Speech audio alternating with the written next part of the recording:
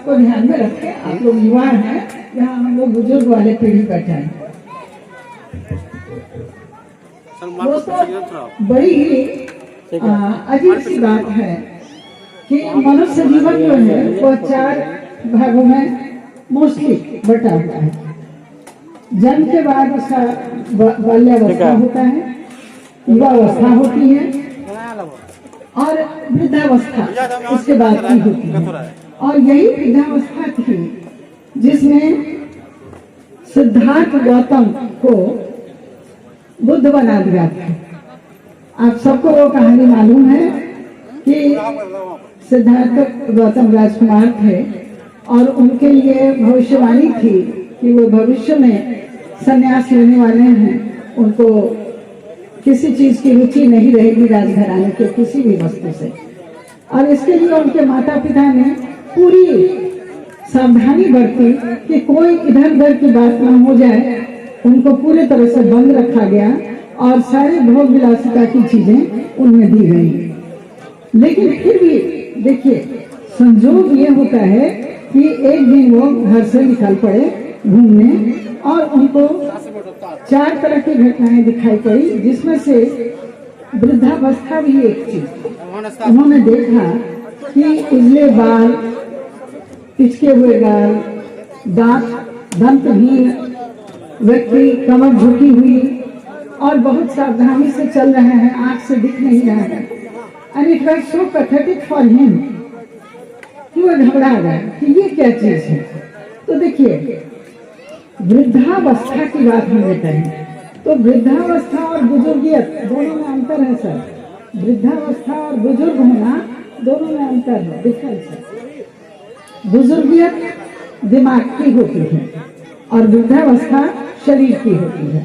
शरीर जब काम करना बंद कर देता है या शक्ति क्षीण हो जाता है तो वह चीज कही जाती है वृद्धावस्था की, जिसमें कई तरह की बीमारियां भी हो जाती हैं, स्मरण क्षीण होने लगता है तुरंत। अब हम लोगों को शुरू हो गया है कि गए फ्रिज के पास क्या लाने, याद ही नहीं रहता है।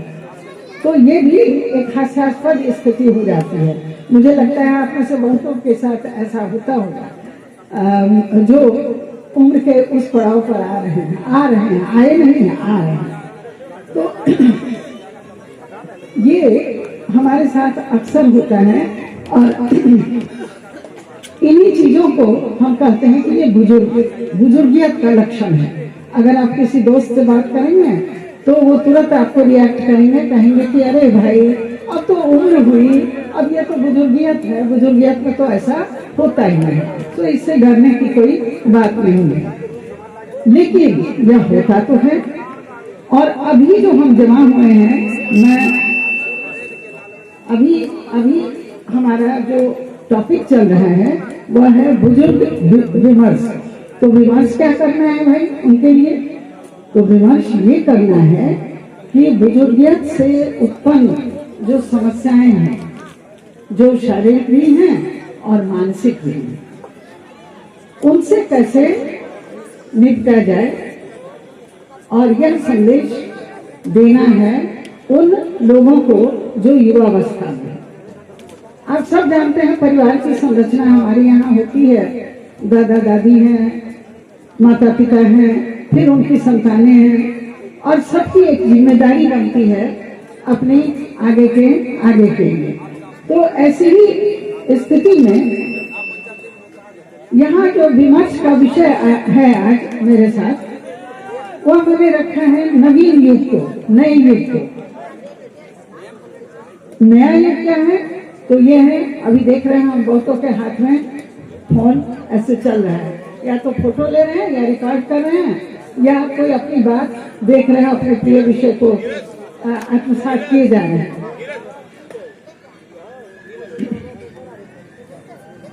तो ये स्थिति क्या है? ये स्थिति है डिजिटल एज में हम हैं, डिजिटल युग में हम हैं। कृपया थोड़ा सा अगर बातचीत और विमर्श आप अलग हट रह करके कर लें तो बुजुर्गों का पर भी कुछ दया हो जाए। हाँ, तो हम डिजिटल एज की बात कर रहे हैं। हम बहुत सी बातों की जानकारी रखने लगे हैं। आप जानते हैं कि जानकारियों से हमारा मन जो है, हमारा मस्तिष्क जो है वो झील रहता है।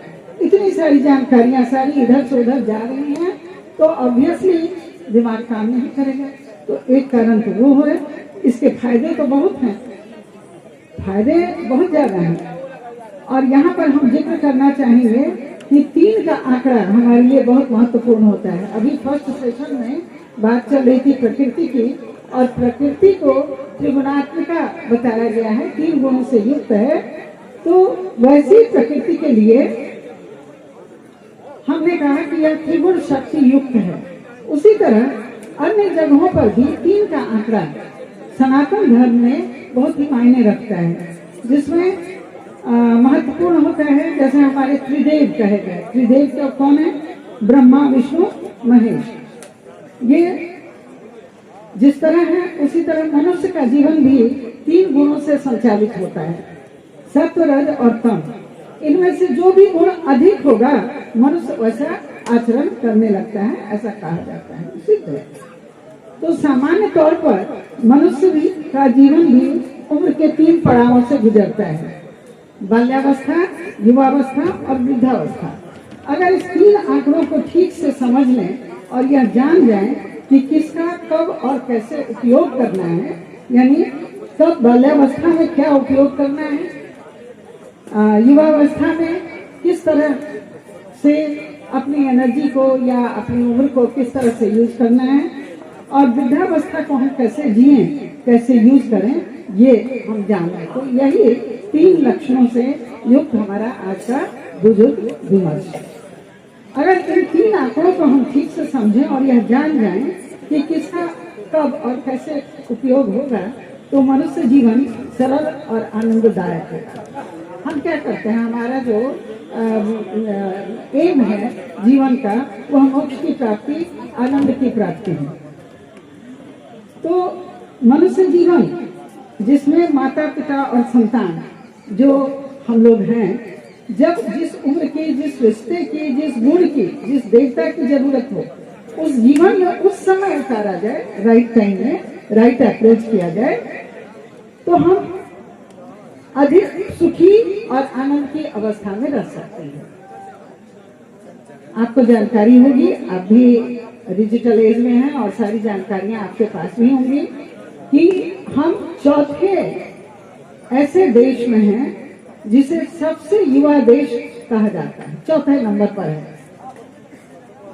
लेकिन 3 साल में ही हमारी जो औसत उम्र है वह 24 से गिरकर 24 से बढ़कर 29 हो गई है, 29 हो गई है।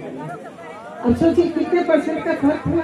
तो ये फर्क निरंतर बढ़ोतरी को बता रहा है, और बढ़ोतरी होने से क्या होगा कि 2011 में जो हमारा सेंसस था, 2011 में 2024 के बीच देश की आबादी में बुजुर्गों की हिस्सेदारी बढ़ गई है, बहुत बढ़ गई है। कितनी बढ़ी है? 2%। 2% भी बहुत होता है, जिसे सबसे तेज बढ़ोतरी कहा जा सकता है। अब अगर इतनी तेज बढ़ोतरी है तो 2024 में यह आबादी में 10.6% यानी 15 करोड़ बुजुर्ग बढ़ जाएंगे, उनकी आबादी बढ़ जाएगी। और 2011 में जो हम 10.4 करोड़ थे, देश में शहरीकरण वो बढ़ जाएगी। और इसके साथ साथ एक और फैक्टर है कि देश में शहरीकरण ज्यादा हो रहा है। सारी की सारी जनसंख्या गांव से उठकर शहर में चली जा रही है, और शहर में जाना कोई बड़ी बात नहीं है। बड़ी बात क्या है कि गांव का जो एक सामाजिक बंधन था, समाज था, वह समाप्त हो रहा है। और पहले जो सामाजिक बंधन था वह बुजुर्गों के प्रति था।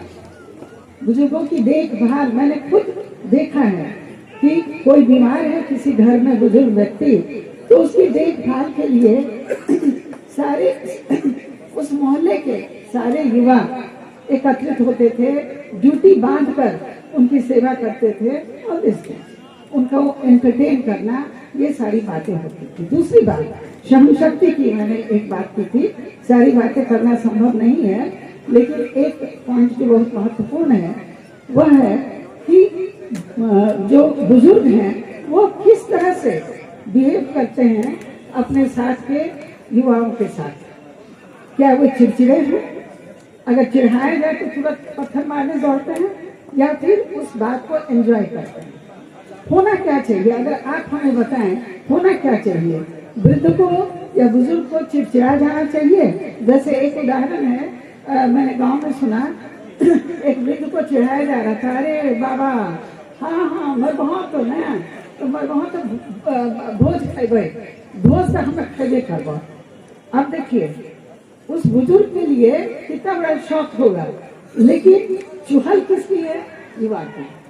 तो ये चुहल क्या होता है? इसको अगर निगेटिव सेंस में लेंगे तो ये खराब होगा, लेकिन पॉजिटिव सेंस में लेंगे तो वह बात उस बुजुर्ग को मेंटली तैयार करती है कि आगे का समय क्या उसका होना चाहिए, और वह मृत्यु को यानी मोक्ष के विचार को वह बड़ी पॉजिटिवली उसको एक्सेप्ट करना चाहिए। तो ये एक बात मैंने कही। बातें तो बहुत सारी हैं, क्योंकि बुजुर्गों की भी समस्याएं अपनी हैं, युवाओं की भी समस्याएं अपनी हैं। अब दोनों में कैसे समन्वय हो, कैसे उनके संबंध बने रहें, और कैसे वह भी बुजुर्ग एंजॉय करें बच्चों की बातों को, और बच्चे एंजॉय करें बड़ों की बातों को। ये अगर हो तो एक अच्छा समाज, बुजुर्गों के लिए हम फायदे की बात कर सकते हैं। क्योंकि आप जान रहे हैं कि लॉन्गेविटी भी बढ़ रही है, जीने का जो समय है, अवधि है, वह भी विस्तार हो रहा है। इसलिए विस्तार हो रहा है कि अब एक अच्छा प्लेटफॉर्म मिल रहा है सभी को, हेल्थ के क्षेत्र में भी, दवाओं के क्षेत्र में भी, आदि आदि कई समस्याएं हैं। तो उन सब के बारे में फिर कभी मौका मिलेगा तो हम चर्चा करेंगे। अभी मैं समय के साथ बंधी हुई हूँ, और इसलिए आप सभी को बहुत बहुत धन्यवाद देती हूँ, और आशा करती हूँ कि जितने युवा हैं वह बुजुर्गों के लिए काम करेंगे, और जितने बुजुर्ग हैं वह भी युवाओं का साथ देंगे, उनको निभाएंगे। तो इसके साथ ही आपकी बात समाप्त करते हुए, आपके पेशेंट लिसनिंग के लिए आप एक धैर्य वाले श्रोता रहे, धैर्य के साथ आपने सुना, इसके लिए मैं बहुत बहुत धन्यवाद देती हूँ आपको। और बुजुर्ग होने के नाते जो युवा हैं उनको मैं अपना संदेश आशीर्वाद के रूप में देती हूँ, और जो हमारे साथी बुजुर्ग हैं उनके लिए शुभकामनाएं हैं मेरी। Thank you. Thank you so much ma'am. अब मुद्रिका सिंह स्मृति व्याख्यान के लिए प्रोफेसर पूर्णेंदु शेखर जी भागलपुर विश्वविद्यालय।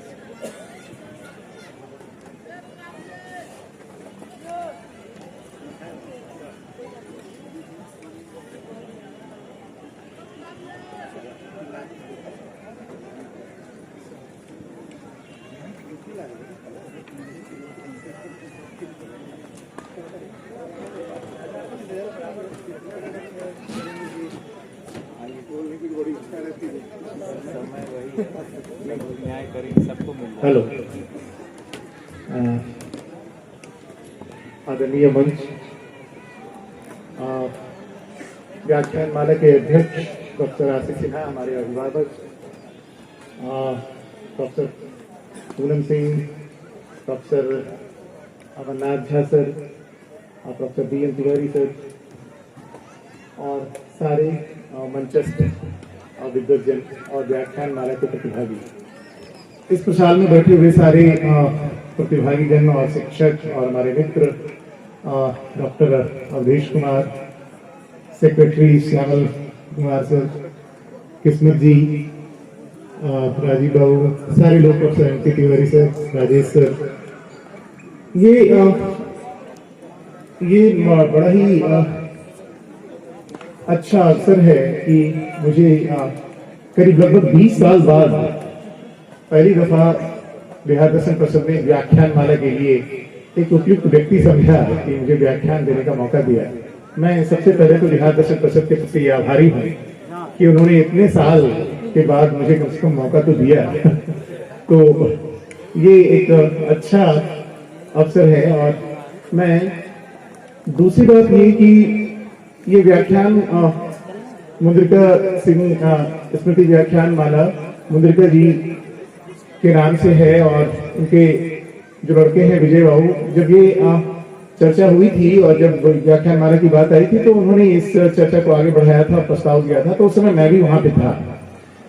तो मैं मुद्रिका सिंह जी की उन्हें नमन करता हूं और उसे स्मरण करते हुए बारंबार नमन करता हूं, श्रद्धांजलि देता हूं, और उसके बाद मैं इस व्याख्यान को आगे बढ़ाना चाहता हूं। मैं बात स्टार्ट कर रहा हूं,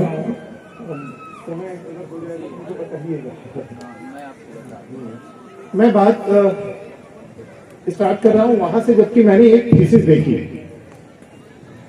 थीसिस जिस टॉपिक पे था उसमें लिखा हुआ था फिलॉसफी ऑफ रिलेशन,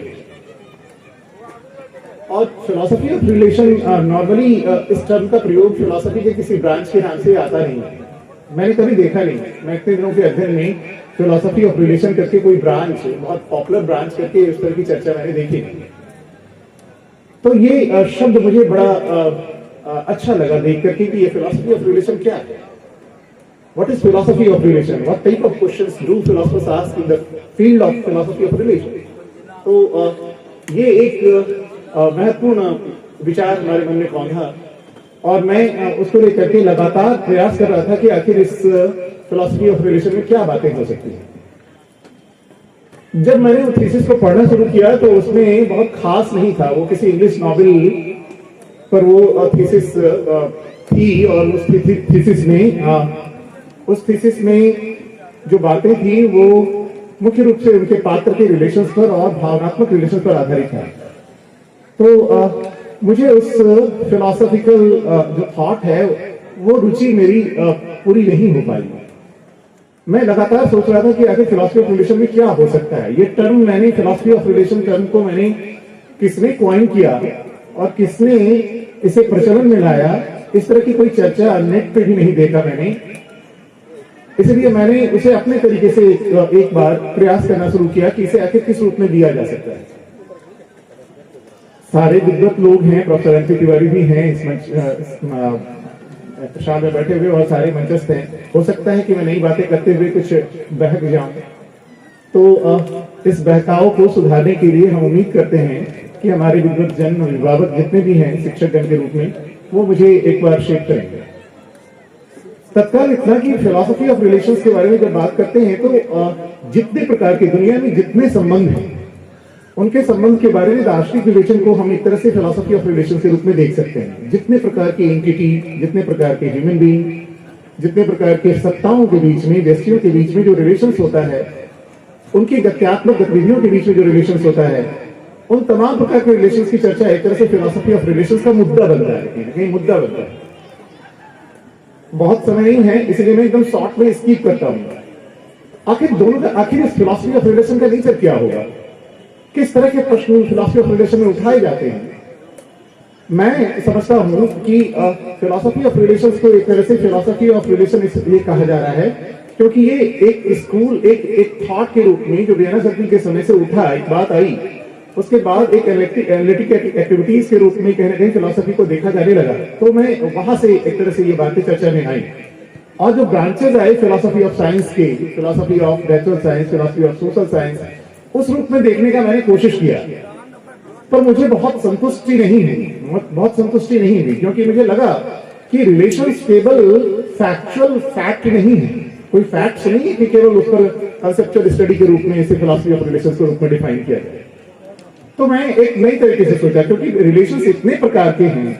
जब मैं बात करता हूं ब्रह्म और जीव के बारे में, तो ये रिलेशंस के बारे में जो अद्वैत की बात करता हूं, विशिष्टाद्वैत की बात करता हूं, शुद्धाद्वैत की बात करता हूं, या द्वैताद्वैत के बारे में बात करता हूं, तो एक तरह से मेटाफिजिकल रिलेशन की बात करता हूं। वहां पे कौन सा फैक्ट होगा?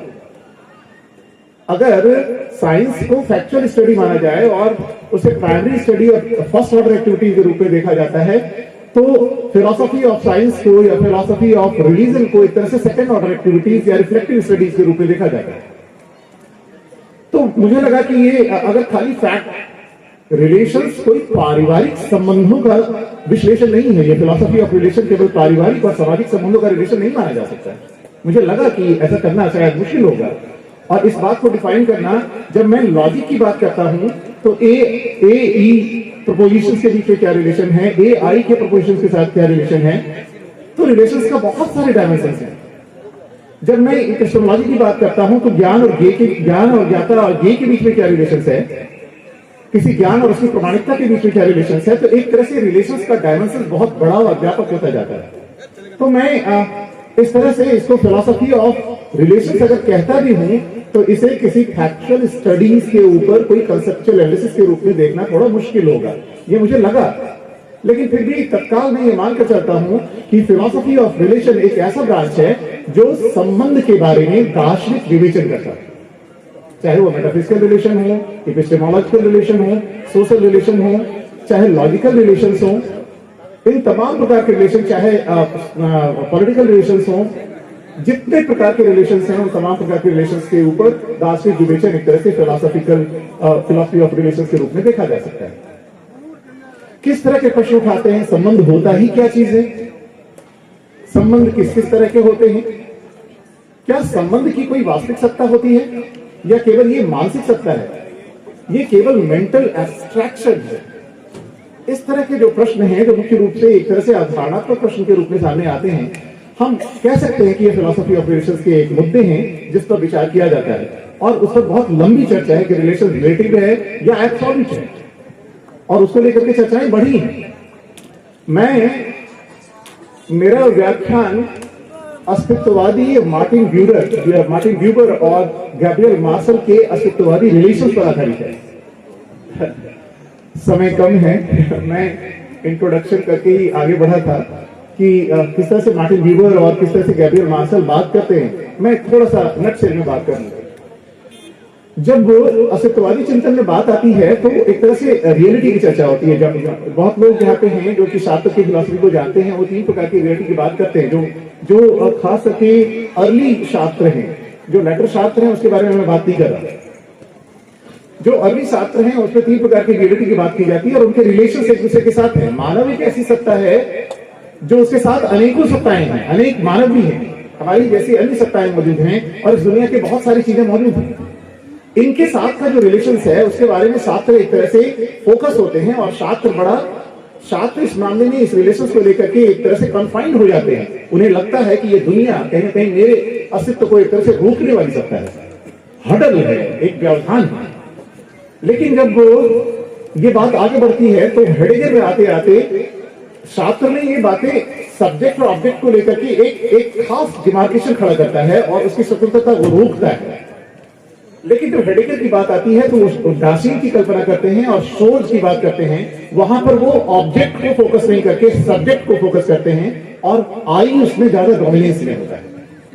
लेकिन जब गैब्रियल मार्शल और मार्टिन ब्यूबर की बात करते हैं तो वो दो प्रकार के रिलेशन की बात करते हैं, एक आई इट और दूसरा आई दाओ। इसके अलावे आई और इट का जो रिलेशन होता है वो सब्जेक्ट और ऑब्जेक्ट का रिलेशन होता है, वो डुअल रिलेशन होता है, वो सेपरेशन का रिलेशन होता है। नारी प्रकृति की चर्चा हो रही है, मैं बहुत लंबे व्याख्यान में जाने की इच्छा रखता था।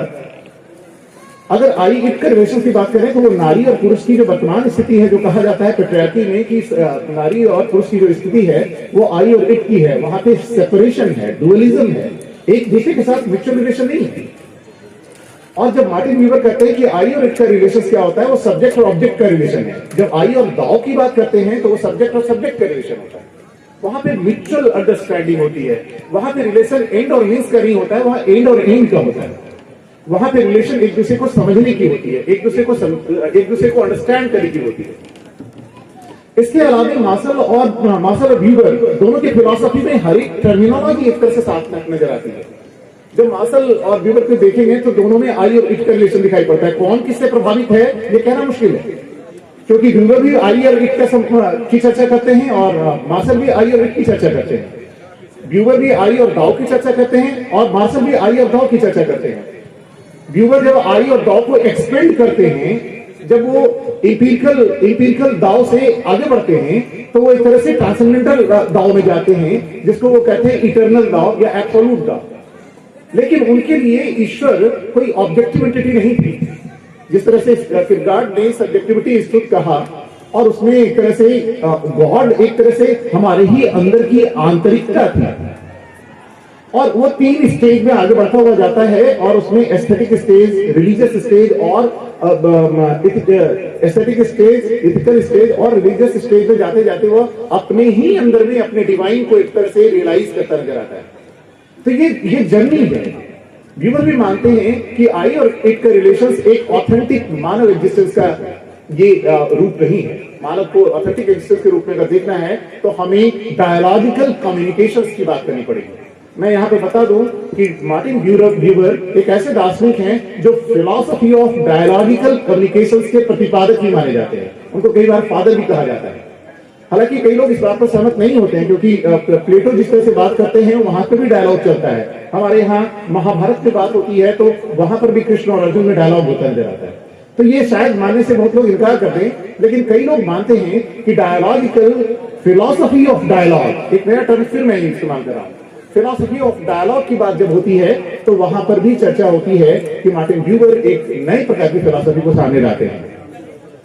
ये रिलेशन आगे बढ़ता है, स्वतंत्रता से हम अपने ही मानव के संबंधों के साथ म्यूचुअल रिलेशन स्थापित करते हैं, फिर ये इसी रिलेशंस में उस डिवाइन को रियलाइज करते हैं, और धीरे धीरे हम टेम्पोरल सेल्फ इटर्नल सेल्फ में कन्वर्ट करते हैं, और मानव की हाईएस्ट एग्जिस्टेंस को, हाईएस्ट ऑथेंटिक एग्जिस्टेंस को रियलाइज करते हैं। बहुत सारे प्रोसेसेस हैं, मैं बहुत बात करने की इच्छा रख रहा था। इतना ही, बहुत बहुत धन्यवाद। Thank you so much sir.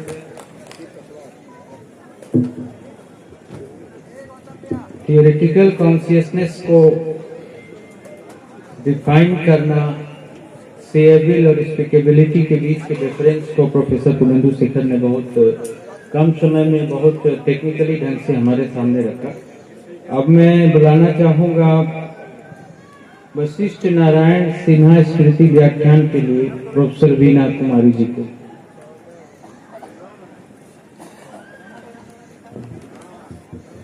बहुत धन्यवाद सलिंदर जी। आदरणीय मंच को मेरा प्रणाम और अभिनंदन, एवं प्रसाद में उपस्थित सभी विद्वजनों को मेरा अभिवादन। मेरा सौभाग्य है कि मुझे वशिष्ठ नारायण सिन्हा स्मृति व्याख्यान के लिए अपना आलेख प्रस्तुत करने का मौका दिया गया। मैं इसके लिए अपना आभार व्यक्त करती हूँ और उनको नमन करते हुए मैं अपना आलेख, जिसका शीर्षक है धर्म और धार्मिकता एक दृष्टिकोण, इसको आप लोगों के समक्ष रखती हूँ। धर्म का संबंध मानव से इतना गहरा है कि धर्म से विमुख मानव समुदाय की कोई सार्थक कल्पना नहीं की जा सकती। यह सच है। मानव इतिहास में जितनी उथल पुथल धर्म के कारण हुई और हो रही है, उतना शायद अन्य कारणों से नहीं। आज के संदर्भ में भी धर्म अत्यंत विवादग्रस्त और समाज महत्वपूर्ण मुद्दा बना हुआ है। धर्म का घेरा आज इतना ज्यादा है कि राजनीति के अलावा समाज नीति और अर्थनीति भी बहुत अंशों में इसके घेरे में है। अतः आज मैं इसी कारण धर्म पर अपना आलेख प्रस्तुत कर रही हूँ, लेकिन धर्म का जो खीसा पीटा रूप हमारे सामने आता है, इससे अलग हटकर यह मेरा आलेख है। समसामयिक संदर्भ में अपने देश के स्तर पर जितनी प्रमुखता धर्म ने ग्रहण कर ली है, उतना जीवन के अन्य किसी कार्य व्यापार ने नहीं की है। धार्मिकता जितने कलेवरों में उभर कर आ रही है, उसे देखकर ऐसा लगता है कि धर्म का उपयोग वैसाखी की तरह किया जा रहा है। अतः यह हर सोचने समझने वाले व्यक्ति के लिए आवश्यक हो गया है कि वह धर्म और धार्मिकता को एक बार फिर उचित परिप्रेक्ष्य प्रदान करे। धर्म कब, क्यों और कैसे मानव की वैयक्तिक और सामूहिक आचार संहिता का महत्वपूर्ण अंग बन गया, यह बताना आज संभव नहीं दिखता। यह अवश्य सत्य है कि धर्म मानव कार्य व्यापार का एक अविच्छिन्न अंग आज से नहीं, बल्कि मानव इतिहास के हमारे ज्ञान काल से ही है। ऐतिहासिक और भौगोलिक कारणों की पृष्ठभूमि में धर्म ने एक लंबी यात्रा तय की है और इस यात्रा के दौरान उसका स्वरूप परिवर्तन भी होता रहा है, परंतु इतना निर्विवाद है कि धार्मिक चेतना का अभ्युदय मनुष्य के सामाजिक चेतना के अभ्युदय से पूर्व ही हुआ है। यूं तो मनुष्य एक सामाजिक प्राणी है और उसकी वैयक्तिकता उसकी सामाजिकता में अंतर्लीन हो जाती है। वह अपनी वैयक्तिक अनुभूतियों को अपने समाज के साथ बांटता रहा है और संभवतः धर्म का प्रादुर्भाव यहीं से हुआ होगा। धर्म संस्कृत का एक व्यापक अर्थ वाला शब्द है। मैक्समुलर की मान्यता है कि धर्म और रिलीजन सही रूप में एक दूसरे के पर्यायवाची शब्द नहीं है। हालांकि संस्कृत का धर्म एक शब्द अंग्रेजी के रिलीजन शब्द का पर्याय माना जाता है। रिलीजन के व्युत्पत्ति के संबंध में दो मत है कि कुछ लोगों का कहना है कि री और लीगियर यह दो शब्दों के मेल से बना है। री का अर्थ है पुनः तथा लीगियर का अर्थ है बांधना। इस प्रकार धर्म को फिर से बांधने वाली एक प्रक्रिया के रूप में स्वीकार करता है, किंतु हिंदी और संस्कृत का धर्म का जो हम लोग प्रयोग करते हैं वह बृहत्तर गुणवाचकता के साथ होता है।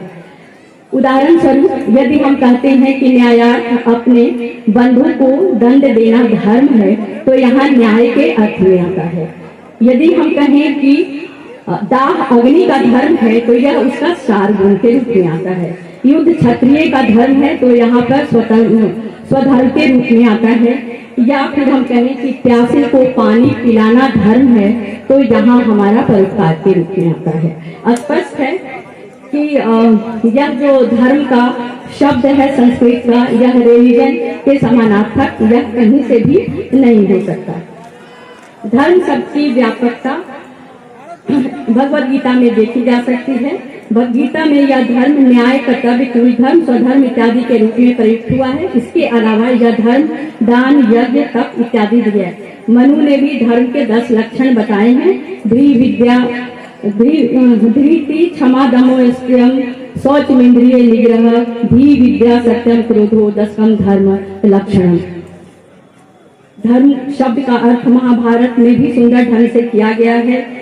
भीष्म पितामह से जब अनेक प्रश्न किए गए, जब वो सरसयाई थे, तो उनमें से यह भी प्रश्न था कि धर्म किसे कहते हैं। उत्तर में भीष्म ने कहा था कि यतो अभ्युदय निःश्रेयः सिद्धि स्वधर्मः। या फिर यह भी वर्णन है धारणा भी जो धारण करता है समाज का, देश का, वह भी धर्म है। तो अब इसको हम बहुत विस्तृत न जाके इसको जरा हम इसका धर्म का दूसरा पक्ष भी रखेंगे कि यहाँ पर हम एक चीज जो हम रखने जा रहे हैं वह है बर्ट्रैंड रसेल की एक प्रसिद्ध लेख है the impact of science and society. वे वहाँ कहते हैं जो धर्म को विजडम का नाम देते हैं और वो कहते हैं कि एक ओर साधनों के संबंध में मानवीय कुशलता और दूसरी ओर लक्ष्यों के संबंध में मानवीय मूर्खता की दौड़ चल रही है। हम उसके बीच में हैं। यदि लक्ष्यों के संबंध में पर्याप्त मूर्खता बनी रहे तो उसको हासिल करने की कौशल में हर वृद्धि अशुभकारी होगी। यह मानव जाति अब तक अज्ञानता और अक्षमता के कारण बची रही है, पर यदि मूर्खता के साथ ज्ञान और क्षमता का योग हो जाए तब तो उसके बचने की कोई निश्चितता नहीं। जो आज हम यह देख रहे हैं, ज्ञान शक्ति तो है पर वह अशुभ के लिए भी उतनी ही जबरदस्त शक्ति है जितनी सुख के लिए। अतः निष्कर्ष यह है कि जब तक मनुष्य विवेक के क्षेत्र में उतना आगे नहीं बढ़ता जितना ज्ञान के क्षेत्र में, तब तक ज्ञान का बढ़ना दुख का ही बढ़ना होगा। यहाँ यह स्पष्ट कर देना अनिवार्य है कि रसेल ज्ञान और विवेक में अंतर करते हैं। विज्ञान की प्रगति के बदौलत मनुष्य का ज्ञान तो बढ़ा है पर उसका विवेक उस अनुपात में नहीं बढ़ा है। रसेल ने इसी विवेक को विजडम कहा है। लास्ट कर दें। अब धर्म को दूसरे संदर्भ में दर्शन और विज्ञान की तुलना करते हुए देखें तो धर्म के संबंध में कहा जा सकता है कि जहाँ पहले दोनों बुद्धि से संबंधित है वहाँ धर्म का संबंध आस्था से है। महात्मा गांधी का कहना है कि धर्म मस्तिष्क की उपज न होकर हृदय की समझ है। अतः कहा जा सकता है कि धार्मिक व्यक्ति के लिए ईश्वर की धारणा एक मनोवैज्ञानिक अनिवार्यता भी है। अब इस विश्वास की अभिव्यक्ति उसके आचरण में भी होनी चाहिए। जब हम कहते हैं कि प्रेम ही ईश्वर है या सत्य ही ईश्वर है, तो प्रेम और सत्य के रूप में हम ईश्वरीय आस्था की अभिव्यक्ति करते हैं। अंततः मैं समाप्त करती हूँ। ऊपर के विवेचन से स्पष्ट है कि धर्म एक संपूर्ण मनुष्य की उसकी संपूर्ण परिवेश के प्रति एक संपूर्ण प्रतिक्रिया है। यहाँ संपूर्ण मनुष्य कहने का अर्थ है कि व्यक्ति जब धर्म से जुड़ता है तो व्यक्ति का कोई एक या कुछ आयाम नहीं बल्कि उसका संपूर्ण व्यक्तित्व जुड़ता है। संभवतः इसीलिए कार्ल स्पर्श ने कहा कि बिना आत्मा में दरार हुए धर्म परिवर्तन संभव नहीं है या असंभव है। अतः धर्म मात्र प्रत्यय नहीं, वह क्रियात्मकता भी है और वह व्यक्ति के आचरण को भी प्रभावित करता है। अतः निष्कर्षतः हम कह सकते हैं कि सभी धर्मों की धार्मिकता व्यक्ति की विशेष जीवन पद्धति के प्रतिबद्धता का ही मुख्य महात्म्य है। धन्यवाद। Thank you so much madam, समय पे समाप्त करने के लिए। अब इस अगली कड़ी में मैं बुलाना चाहूंगा श्री प्रकाश दुबे स्मृति व्याख्यान के लिए डॉक्टर नागेंद्र मिश्र जी, पटना। हम लोग तालियों से अगर एक दूसरे का उत्साह वर्धन करेंगे तो लगेगा कि माहौल में थोड़ी सी गर्मी है। मंच पर बैठे अंतर्राष्ट्रीय नामचीन एवं स्थापित विद्वान प्रोफेसर डॉक्टर रमेश चंद्र सिन्हा जी, जो आज हमारे अध्यक्ष के रूप में हैं, प्रोफेसर पूनम सिंह जी, अन्य लोग हैं मंच पर सम्मानित, सभी का मैं हार्दिक अभिनंदन करता हूं। और साथ साथ मैं प्रोफेसर स्वर्गीय श्री प्रकाश दुबे स्मृति व्याख्यान के रूप में अपने लेख को बोलना चाहता हूं। प्रोफेसर श्री प्रकाश दुबे जी से आप सभी लोग सुपरिचित हैं। उनका जीवन कितना व्यवस्थित था और प्रबंधित था, ये हम सारे लोग जानते हैं। मंद मंद मुस्कान से इतना उत्साहवर्धन करते थे कि लगता था कि विद्यार्थियों में या हम जैसे जो नए हम लोग असिस्टेंट प्रोफेसर थे, लेक्चरर थे, कितनी शक्ति मिलती थी उनके मंद मंद मुस्कान से जब हम लोग मंच पर बोला करते थे। देखिए, विचार और दर्शन दो चीज होता है। जब हम विचार से, जब हम स्व से संसार की ओर जाते हैं तो वहाँ स्वार्थ होता है। स्व से संसार की ओर जब हम विजिट करते हैं तो वह स्वार्थ होता है। जब हम संसार से स्व की ओर लौटते हैं तो वही परमार्थ है और वही लोक परायणता है। तो श्री प्रकाश दुबे जी बस संसार से स्व की ओर आने वाले महान व्यक्तित्व थे। मेरा शीर्षक है जीवन प्रबंधन एवं दर्शन शास्त्र। एक दर्शन जगत के एक ऐतिहासिक प्रबंधित जीवन श्री प्रकाश दुबे जी का था। उन्हीं की मेमोरी में यह आलेख है, जीवन प्रबंधन एवं दर्शन शास्त्र। मैं एक प्रबंधन संबंधी छोटी सी किस्सा कह देता हूँ, उसमें मेरे लेख के सारे भाव ये हैं। जो जस्टिन गार्टन नाम के एक 1980 के दशक में ओस्लो नॉर्वे के एक फिलोसफी के टीचर थे। ओस्लो नॉर्वे के थे। 1980 के अंतिम दशक में वो दर्शन शास्त्र जूनियर कॉलेज में दर्शन शास्त्र के अध्यापक थे। विद्यार्थियों की रुचि दर्शन शास्त्र में नहीं थी। उन्होंने पूछा कि तुम क्या चाहते हो, तुम लोग क्या पढ़ना चाहते हो, दर्शन शास्त्र क्यों नहीं अच्छा लगता है? तो उन लोगों ने कहा, सर हम लोगों को मिस्ट्री नॉवेल पढ़ने की इच्छा रहती है, रहस्यात्मक उपन्यास। उस प्रोफेसर ने, जस्टिन गार्टन ने सोच लिया कि आज से मैं उपन्यास ही लिखूंगा दर्शन शास्त्र के लिए, जैसे जीवन प्रबंधन के लिए दर्शन शास्त्र को कहने का चेष्टा विद्वान लोग करते हैं। हम भी एक प्रयास ही किए हैं। तो उन्होंने पहला लिखा उपन्यास सूफियों का संसार। सूफी संसार, सूफी मतलब प्रज्ञा, फिलोसॉफी। सोफी जो होता है ना, वो क्या है? विजडम है।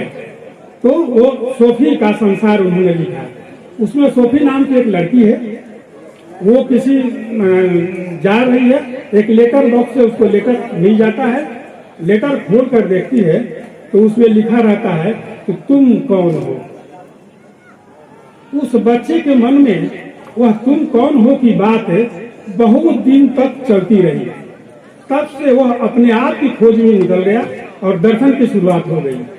फिर दूसरी घटना उसी के साथ रिपीट होता है। फिर एक बार उसको एक लिफाफा मिल जाता है और उस लिफाफे को खोलकर वह देखता है तो उसमें लिखा रहता है कि यह जगत कहाँ से आया, यह जगत कहाँ से आया। फिर वह जगत के बारे में सोचने लगा। इस तरह एक दर्शन की कहानी बन गई। तो हम लोग भी क्या करते हैं कि हम लोग भी एक नैरेटिव बनाते हैं, उसमें कुछ डिस्कोर्स को शामिल करते हैं और फिर उस बात को रखते हैं। तो मैंने इस लेख में वही चीज लिखा है कि प्रज्ञा से जीवन प्रबंधित होगा, अब विद्या से अविद्या को दूर करने से जीवन प्रबंधित होगा, पुरुषार्थ हैं जो जीवन को प्रबंधित करते हैं, और सारे प्रज्ञा जगत के ज्ञान हैं, जैसे वेदांत का ज्ञान है, 3 सत्ताएं हैं, या फिर 3 गुण है प्रकृति का, या फिर फिलॉसफी में बहुत सारे चीजें हैं जो उनका जो विभाजन करने पर, विभाजित टर्म का अर्थ का मनन करने पर लगता है कि जीवन से इसका एक अभिन्न रिश्ता है और इससे हम अपने जीवन को प्रबंधित कर सकते हैं।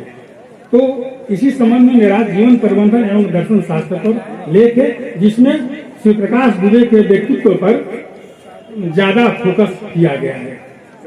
तो मैं समझता हूँ कि अब दर्शन की बात, पुरुषार्थ की बात, वेदांत की बात रखूंगा तो फिर वह उदासीनता का माहौल हो जाएगा। समय भी बड़ा कम है, लेख तो लगभग सभी का छप ही जाएगा जो यहाँ पढ़ रहे हैं, बड़े बड़े विद्वान हैं, उसमें मेरा भी छपना ही चाहिए। तो मैं अपनी बात को यही समाप्त करता हूँ।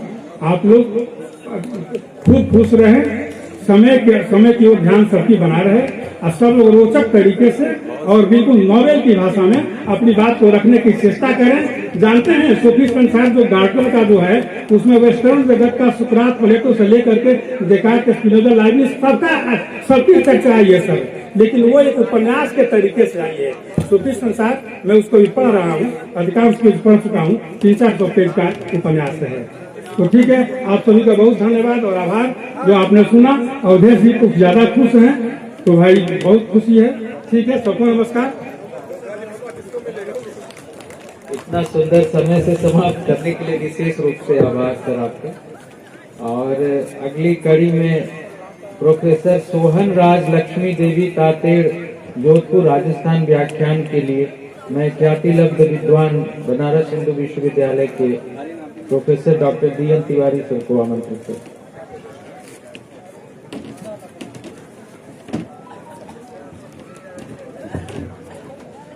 एक सूचना है सर, इन सर स्मारिका जिन लोगों की भी स्मारिका नहीं मिली है वो वितरित हो रही है। कृपया राहुल जी से संपर्क करके ले लें, 2 वॉलंटियर उनके साथ हैं।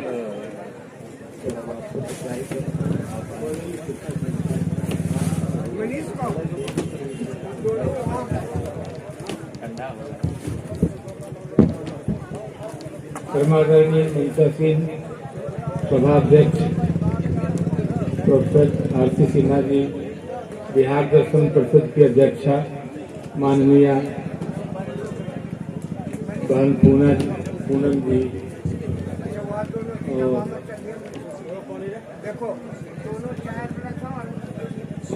नागेंद्र मिश्र जी, प्रोफेसर सभा के 3 दिन के अध्यक्ष प्रोफेसर अमरनाथ जी,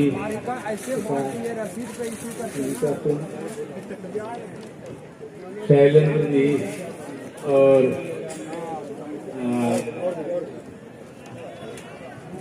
हमारे सामने उपस्थित बड़े बड़े विद्वान श्रोतागण, मुझे आदेश मिला कि मैं कुछ अपने भाषा दर्शन के संबंध में बताऊं।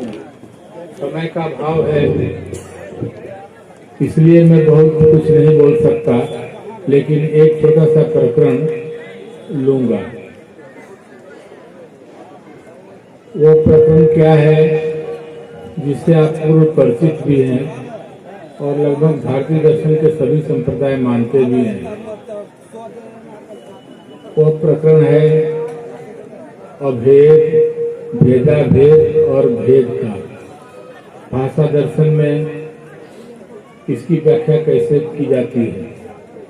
तो आप लोग जानते हैं वेदांत में भी है और उसी को वाक्यपदी में भी तथा दूसरे जो शास्त्र हैं क्लासिकल शास्त्र वेद आदि उसमें भी भाषा के कई रूपों में भाषा को देखा गया है। ज्ञान मीमांसी दृष्टि से, तत्व मीमांसी दृष्टि से और रस की दृष्टि से, ध्वनि की दृष्टि से कई ढंग से भाषा को देखा गया है। यहाँ पर तत्व मीमांसी दृष्टि से भाषा को किस तरह देखा गया है इस पर हम थोड़ी सी चर्चा करेंगे। इसकी चर्चा तत्व मीमांसी दृष्टि से भाषा का प्रयोग करते हैं हम। भाषा रेफरेंस है, भाषा जो है वो रिप्रेजेंटेशन है, डेजिग्नेशन है, लेबलिंग है, कैरियर है। इस रूप में हम इसकी चर्चा करते हैं। मैंने भाषा अलग है, अर्थ अलग है और हम भाषा का प्रयोग अर्थ को संकेत करने के लिए उसका प्रतिनिधित्व के रूप में करते हैं। ये तो उसका प्रयोग हुआ, लेकिन किस तरह से कितने प्रकार का है इसका तत्व मीमांसी आधार क्या है? तो कहते हैं शास्त्रों में परा, पश्चंती, मध्यमा, वैखरी चार विभाग, चार प्रकार के विभाजन या भेद बताया जाता है। यह भेद सूक्ष्म से स्थूल की तरफ कहा गया है। व्याकरण दर्शन में परा को एक तरह से उपेक्षा तो नहीं की गई है, लेकिन इसको स्वीकार करने का कोई आधार नहीं है, क्योंकि उन लोगों का मानता है कि तीन स्तर के ही पश्चंती, मध्यमा और वैखरी से ही भाषा की व्याख्या, अर्थ की व्याख्या हो जाती है। इसलिए इन तीनों को ही मान के चलना है। तो इसमें पश्चंती जो है अभेद की स्थिति है, चेतना की स्थिति है। इसमें विषय और अर्थ का भेद नहीं होता, विषय का भेद नहीं होता। ये विशुद्ध चेतन की स्थिति होती है। भेद तब होता है जब चेतना के समक्ष कोई विषय होता है, विचारों से अलग करके चेतना अपने को अलग करती है। पर पश्चंती की स्थिति में जो चेतना है उसमें विचार विषय के रूप में नहीं बनते। मध्यमा के स्तर पर विचार के रूप में विषय चेतना के बनते हैं, इसलिए मध्यमा में भेद और अभेद की स्थिति बनती है। और वैखरी जिसे हम बोलते हैं उस स्तर पर भेद स्पष्ट हो जाते हैं। ये भाषा है और सामने बाह्य में अर्थ है। इस तरह से अगर आप हम देखेंगे तो पश्चंती शुद्ध चेतन की स्थिति है, कोई भेद की स्थिति नहीं है, अर्थ और शब्द का कोई भेद नहीं है। मध्यमा स्फोट शब्द है, स्फोट शब्द में स्वयं को प्रकाशित करने और अर्थ को भी प्रकाशित करने के कारण इसको स्फोट कहते हैं। अपने से अभिन्न रूप में शब्द स्फोट को प्रकाशित करता है। कोई भी विचार ऐसा नहीं है जो बिना शब्द के हो। तो विचार रूप शब्द की स्थिति है। यह विचार रूप शब्द विचार रूप अर्थ को व्यक्त करता है। और यह स्फोट जो है वो बोलने की विवक्षा का कारण भी होता है। माने विचार अगर प्रकाशित न हो तो बोलने की विवक्षा नहीं होगी, अतः बोली भी नहीं होगी। क्योंकि बोली भी जब उत्पन्न होती है तो विवक्षा होती है, तो मन जो है बुद्धि तो जठराग्नि से जुटती है, जठराग्नि से हवा तेजी से चलती है और फिर मूर्धा से टकरा के कंठ, तालु, जीभ, कोष्ठ, मूर्धा इस सब को हिलाते हुए कंपन बाहर निकलता है। फिर कानों में विचलित होकर के कान ट्रांसफार्मर की तरह काम करता है और तब शब्द के रूप में ट्रांसफार्म करता है। लेकिन जो बोलते हैं वो वस्तुतः कंपन ही होता है। तो जो बोली है उस स्तर पर, जो लिपि है उस स्तर पर शब्द और अर्थ का भेद होता है। इतना भेद होता है कि बहुत सारे पाश्चात्य और भारतीय दार्शनिक शब्द को इसी के स्तर तक सीमित मानते हैं। पर अगर इसी स्तर तक सीमित मानते हैं तो जो हमको बोध होता है, जो विचार होता है, क्या वह शब्द के बिना हो सकता है? कोई भी विचार, कोई भी बोध, कोई भी ज्ञान शब्द के बिना नहीं हो सकता। और जब शब्द के बिना नहीं हो सकता तो यह मानना पड़ता है कि शब्द की एक विचार रूपी स्थिति भी है, जिसको मध्यमा शब्द कहते हैं। मध्यमा इसलिए कहते हैं कि वो पसंती और वैखरी के बीच में है, इसीलिए इसको मध्यमा कहते हैं। स्फोट इसलिए कहते हैं कि यह इंटेलिजिबल बीइंग ऑफ लैंग्वेज है, और इसी से अभिन्न रूप से इंटेलिजिबल बीइंग ऑफ मीनिंग प्रकाशित होता है। मैंने विचार रूप शब्द है जिससे विचार रूप अर्थ प्रकाशित होता है। अब स्थिति है कि अगर हम मध्यमा शब्द या स्फोट को न माने, बीच की स्थिति, विचार रूप की स्थिति शब्द की न माने, तो क्या कोई दर्शन या अनुवाद या विश्लेषण संभव होगा? विश्लेषण के लिए, अनुवाद के लिए, ज्ञान के लिए हमारे हाथ में भाषा ही होती है। तो जो भाषा लिपि है, वो लिपि भी अगर नहीं होगी जो विचार रूप शब्द न हो, क्योंकि एक ही लिपि को, क को ही अनेक तरह से हम लिखते हैं। हाँ, लेकिन अगर अनेक तरह के लिखते हैं तो उसका जो आर्केटाइप है, कांस्टेंट कंटेंट है, वो मध्यमा है, वो रहता है। विचार रूप शब्द रहता है, तभी लिख पाते हैं अनेक ढंग से। तो अनुवाद भी तभी संभव है जब मध्यमा शब्द को मानते हैं।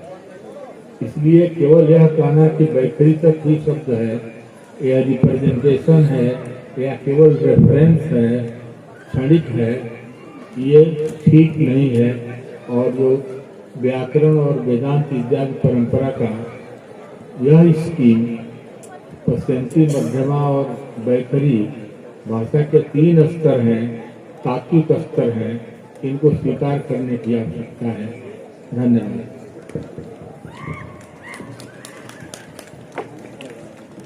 Thank you so much sir. आपको सुनना इतने कम समय में एक कष्टकारी कार्य है, लेकिन करना पड़ रहा। अब अगले व्याख्यान के लिए सिया देवी माधोपुर खगड़िया स्मृति व्याख्यान के लिए मैं आदरणीय प्रोफेसर अमरनाथ झा सर दरभंगा को आमंत्रित करूँ।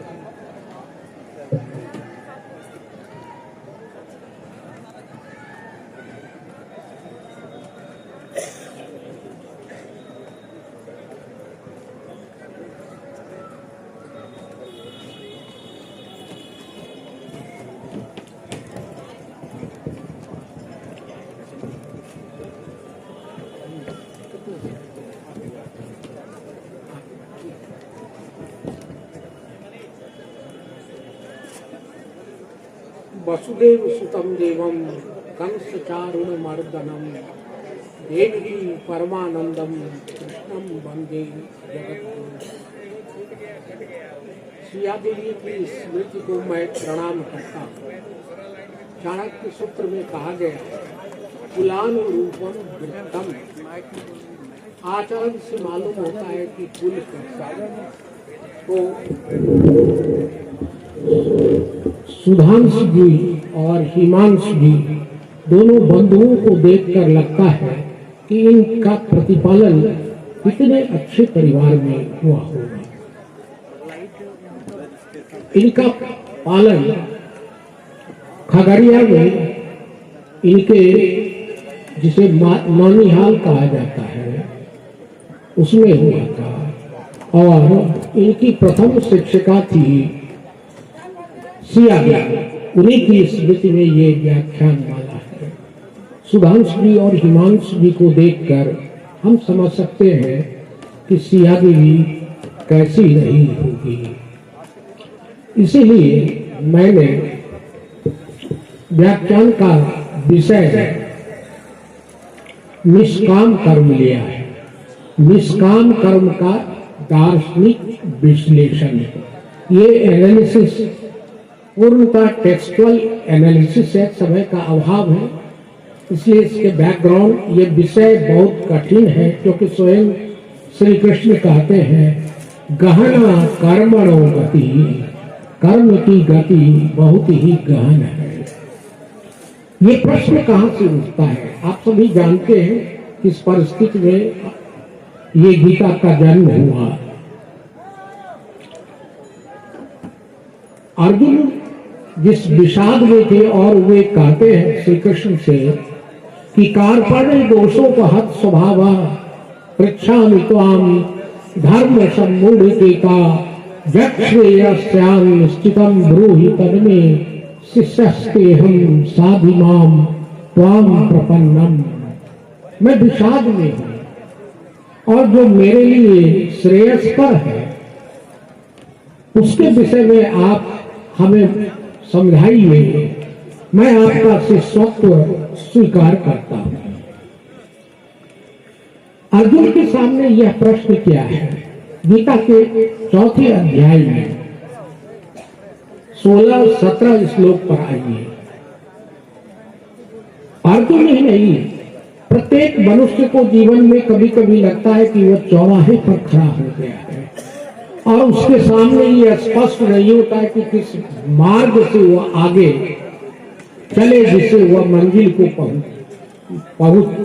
पर पहुंच जाए, और उसे यह भी नहीं मालूम है कि मंजिल क्या है। किम कर्म कवयो पेत्र मोहिता, कर्म क्या है अकर्म क्या है, इस विषय में विद्वान भी भ्रम में पड़ जाते हैं। किम कर्मे कवयो पेत्र मोहिता, श्री कृष्ण कहते हैं तत्ते कर्म प्रवक्षा जज्ञात्वा मोक्ष से शुभा। अर्थात मैं आपको समझाता हूं अर्जुन, मैं आपको समझाता हूं कि कर्म क्या है। इस कर्म को मैं समझाता क्योंकि इसको जानने के बाद आप अशुभ से मुक्त हो जाएंगे। 17वें श्लोक में श्री कृष्ण कहते हैं कर्मणो यदि बोधव्यम, कर्मणो यदि बोधव्यम, बोधव्यम का विकर्मण, अकर्मणश्च बोधव्यम गहना कर्मणो गति। कि कर्म अकर्म और विकर्म ये 3 प्रकार के हो जाते हैं कर्म। इन तीनों को आपको समझना है। हम कार्य करते हैं, कुछ ऐसे कर्म होते हैं जो निखित कर्म होते हैं, उसे विकर्म कहते हैं। अकर्म क्या है? महत्वपूर्ण तत्व अकर्म में है। जब कोई व्यक्ति निर्लिप्त होकर काम करता है, अनासक्त होकर कर्म करता है, तो वह अकर्म की कोटि में है, क्योंकि उसका कर्म फल तब संयोजित नहीं, संकलित नहीं होता है। अतः कर्म में अकर्म को जो देखता है और अकर्म में जो कर्म को देखता है वही अथवा उसके लिए ही स्थित प्रज्ञ का मार्ग प्रशस्त हो सकता है। और जो इस संदर्भ में एक प्रसिद्ध श्लोक है, समय हो रहा है, बस एक श्लोक का हम कर देते हैं। प्रसिद्ध श्लोक है, सभी जानते हैं कि कर्मण्येवाधिकारस्ते मां फलेषु कदाचन मां कर्म फल हेतुर्भूर्माते संगोस्तु कर्मणि। इस श्लोक में 4 भाग है। बाल गंगाधर तिलक गीता रहस्य में इसे चतुःसूत्री मानते हैं। गीता श्रीमद् भगवद गीता में इस चतुःसूत्री को जो समझ जाते हैं वह गीता का मर्म समझ जाते हैं। ये चतुःसूत्री क्या है? समय कम है कि पहला है कर्मण्येवाधिकारस्ते, अर्थात मनुष्य का अधिकार कर्म करने में है। मनुष्य का अधिकार कर्म करने में है। मां फलेषु कदाचन, उसका अधिकार फल में नहीं है। माँ कर्म फल हेतु भूर्मा, हेतु के बारे में भी उसे नहीं सोचना चाहिए। यदि मनुष्य किसी का उपकार करते हैं तो कभी भी ये नहीं सोचना चाहिए कि इसका कारण मैं हूं। और अंत में है जो महत्वपूर्ण है, मां संदेश को आकार मणि कि निष्क्रियता के प्रति आसक्ति नहीं होनी चाहिए। हम निरंतर सक्रिय हैं और इसके आधार पर जब मनुष्य निष्काम कर्म करता है तो वह स्थित प्रज्ञ की स्थिति में पहुंच जाता है। रामधारी सिंह दिनकर की चर्चा भागलपुर में आवश्यक हो जाती है क्योंकि इस विश्वविद्यालय के कुलपति रह चुके हैं। ये इस विश्वविद्यालय के लिए गौरव का विषय है। संस्कृत के 4 अध्याय में निष्काम कर्म के कारण ही रामधारी सिंह दिनकर कहते हैं कि श्रीमद् भगवद गीता गृहस्थों का उपनिषद है। धन्यवाद। धन्यवाद सर। कार्यक्रम की अगली कड़ी में मैं बुलाना चाहूंगा बेनी विश्व बाबू धाम स्मृति व्याख्यान के लिए प्रोफेसर नीलिमा कुमारी भागलपुर।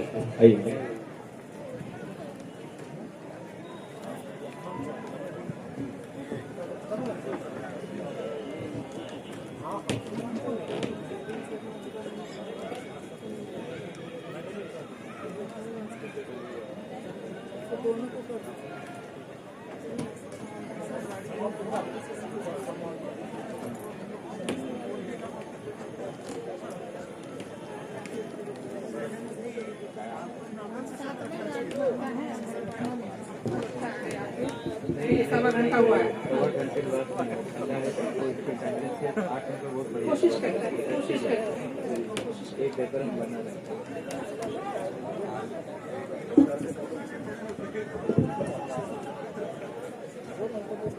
सम्मानित मंच पे बैठे हमारे सारे गुरुजन मित्र, मैं चूंकि समय का अभाव है तो मैं सबको एक साथ प्रणाम करती हूँ।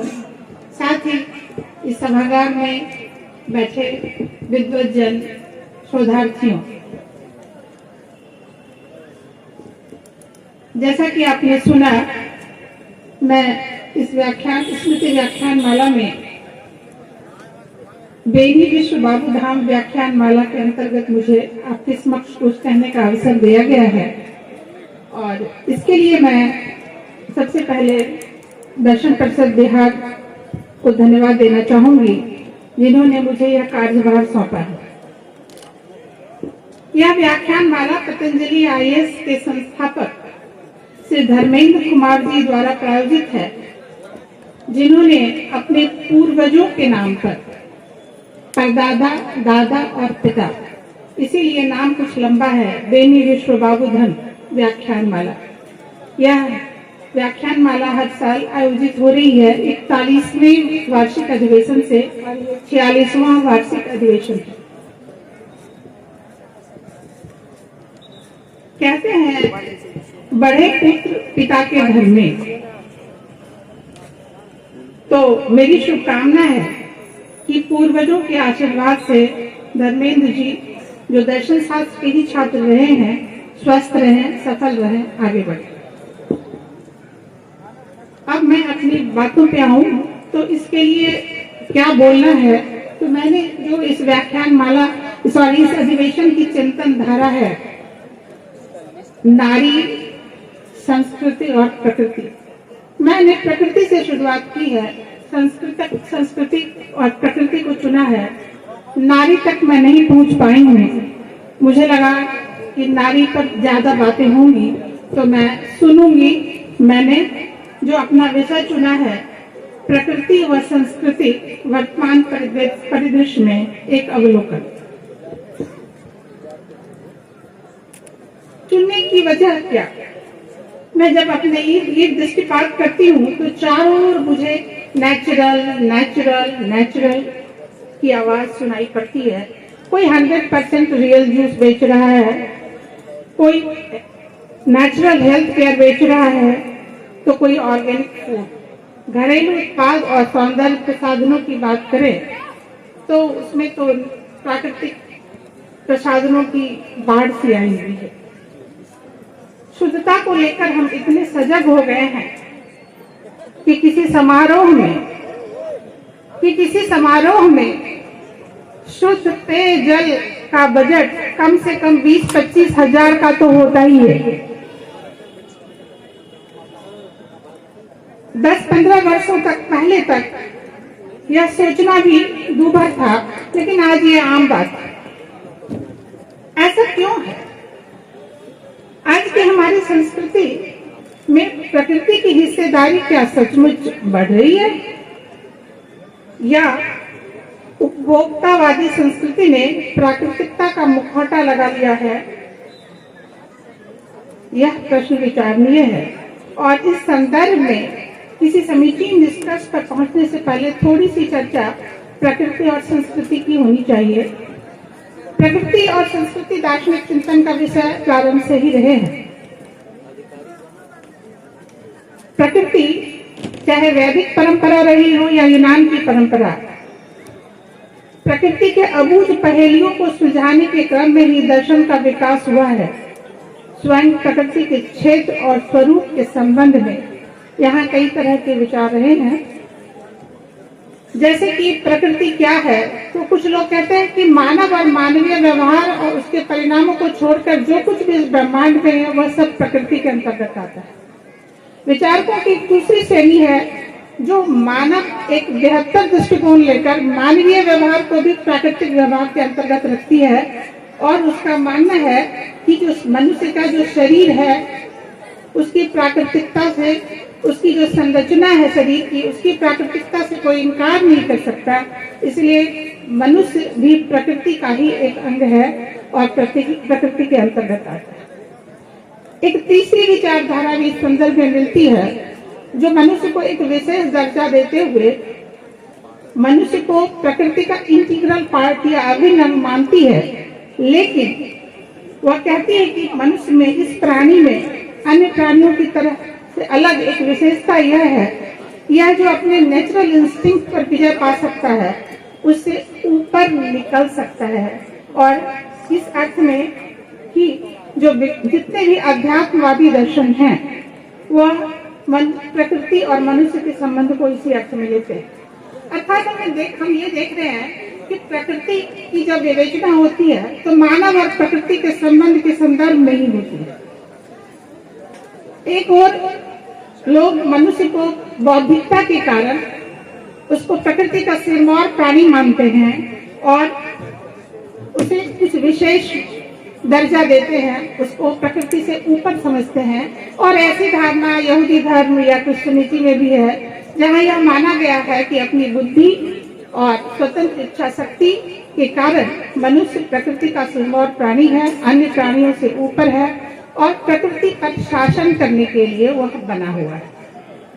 दूसरी ओर कुछ वैज्ञानिक मत हैं जो कि मानते हैं, खासकर प्रकृतिवादियों के मत हैं जो कहते हैं कि मनुष्य अन्य प्राणियों से थोड़ा अलग जरूर है, लेकिन स्वयं मनुष्य की प्रकृति वह पाशविक ही है। वह मन अपने मस्तिष्क से नियंत्रित तो होता है, लेकिन आज विज्ञान ने मस्तिष्क को पढ़ पाने में सफलता हासिल कर ली है बहुत हद तक, और ऐसे में मानवीय व्यवहार प्रेडिक्टेबल हो गया है, उसकी पूर्व कथनीयता असंभव है।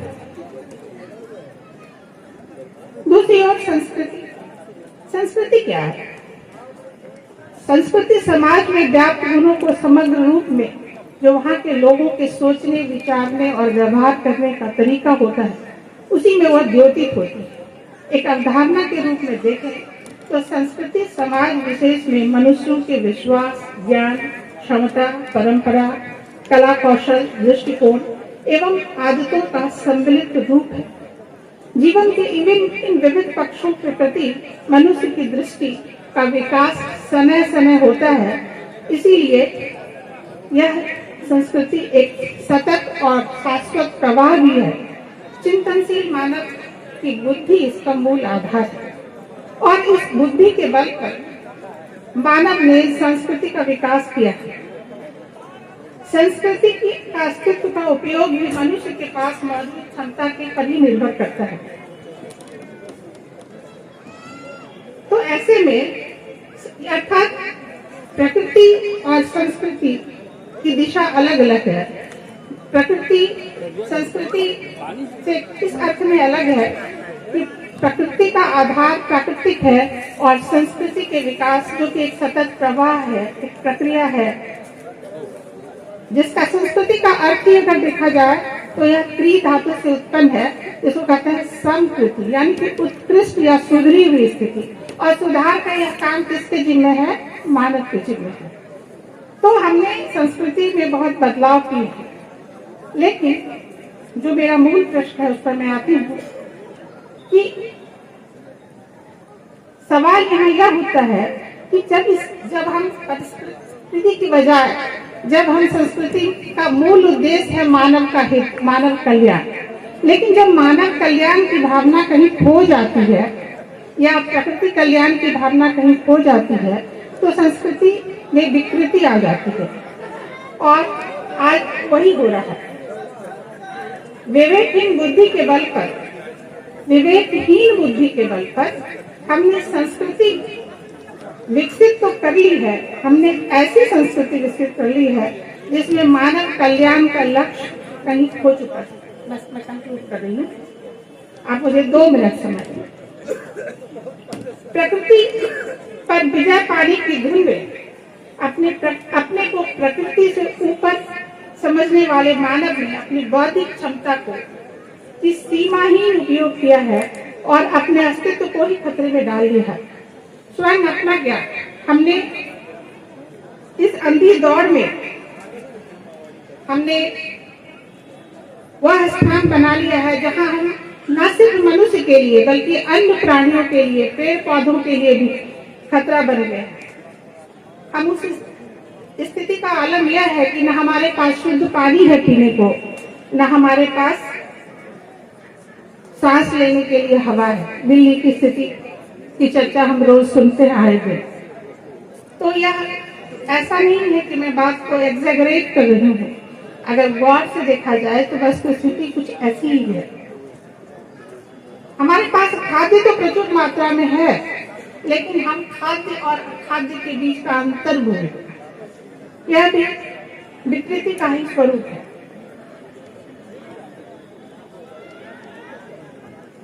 आज हमने भौतिकवाद के अंधी दौड़ में ऐसी संस्कृति विकसित कर ली है जहां सारी व्यवस्था चरमरा गई है।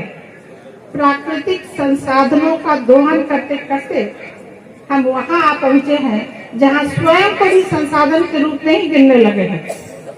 मानवीय संसाधन की बात हमेशा हो रही है और ये आधुनिकता का परिचायक है कि हम जिसे कांट ने कहा था कि मानव को हमेशा साध्य होना चाहिए, हम साध्य से स्वयं को साधन मानने लगे हैं और साधन के रूप में अपने को गर्व से बोलते हैं कि मानवीय संसाधन। मुझे लगता है यह स्थिति सोचनीय है। मैं कुछ प्रश्नों को इस सभा में विचार के मुद्दे के रूप में रखना चाहूंगी। क्या हमें बुद्धि इसी दिन के लिए मिली थी? क्या प्राकृतिक पक्ष को खोकर हम अपनी बुद्धि का सही संवर्धन कर सकते हैं? क्या संस्कृति और प्रकृति सचमुच एक दूसरे के विपरीत है या हमने उनके बीच एक मोटी लकीर खींच दी है? क्या नैतिक चेतना को परे रखकर सांस्कृतिक विकास की विजय की गाथा लिखी जा सकती है? इन सभी प्रश्नों का उत्तर कदापि भावात्मक नहीं हो सकता है। आज भी हम जागे नहीं हैं, खतरे की घंटी बजी है तो हम आंशिक सुधार की बात करने लगे हैं। लगता है कि आंशिक परिमार्जन से बात बन जाएगी। शुद्ध पानी जब तक प्लास्टिक के बोतलों में आता रहेगा, इलेक्ट्रिक व्हीकल हमने बना ली है और जब तक इलेक्ट्रिक व्हीकल के लिए कोयला जलाया जाता रहेगा तो पर्यावरण की सुरक्षा की बात बेमानी है। समस्या का समाधान ऐसे में नहीं हो सकता। पीरपैंती में अभी हाल पिछले बजट में हमने देखा कि पीरपैंती के निकट भविष्य में 2400 मेगावाट का थर्मल पावर प्लांट लगने जा रहा है। लोग कह रहे हैं बिहार को बहुत कुछ दिया गया, ये बिहार के लिए खुशहाली की बात है।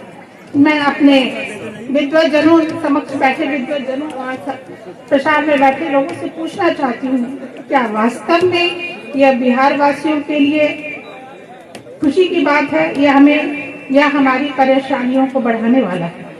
यह हमारी दुरावस्था को बढ़ाएगा या घटाएगा? यह प्रश्न विचारणीय है, जिसे मैं सभा में उपस्थित विद्वानों के समक्ष छोड़े जा रही हूँ। एक समग्र दृष्टि लेकर प्रकृति से दूर जाने वाली संस्कृति के पुनरावलोकन हेतु सामूहिक समझ और प्रयास अपेक्षित है। तभी इस स्मृति व्याख्यानमाला के रूप में जो युगभार मुझे दिया गया है उसका सम्यक निर्वहन हो सकता है। मैं इन्हीं शब्दों के साथ अपनी बात खत्म करती हूँ। धन्यवाद। Thank you so much madam. और आपने बहुत एक रेलिवेंट क्वेश्चन आप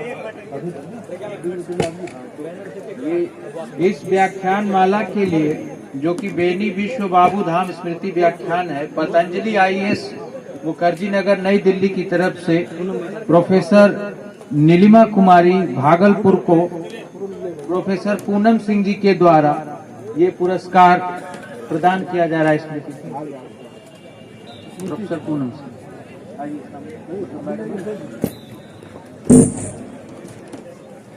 जोरदार तालियों से उत्साहवर्धन करें।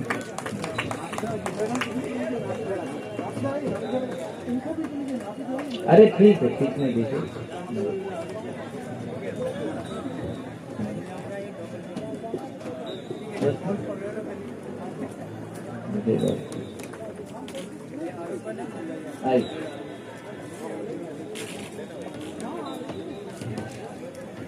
व्याख्यानमाला की अंतिम कड़ी में मैं आमंत्रित कर रहा हूं डॉक्टर राम नारायण शर्मा, सत्यार्थी बहन जी स्मृति व्याख्यान के लिए डॉक्टर विजय कुमार जी को कृपया आए।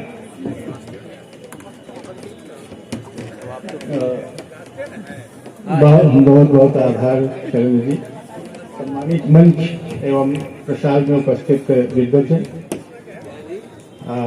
मैं अंतिम कड़ी के रूप में आपके समक्ष प्रस्तुत हूँ।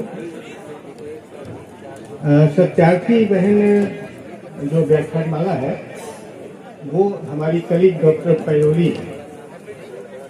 ने प्रारंभ करवाया अपनी नानी के नाम से। डॉक्टर पयोली तो आप लोग उतना नहीं जान पाते होंगे। डॉक्टर पयोली डॉक्टर शैल कुमारी जी जो बिहार विश्वविद्यालय में प्रोफेसर थे, उनकी पुत्री हैं।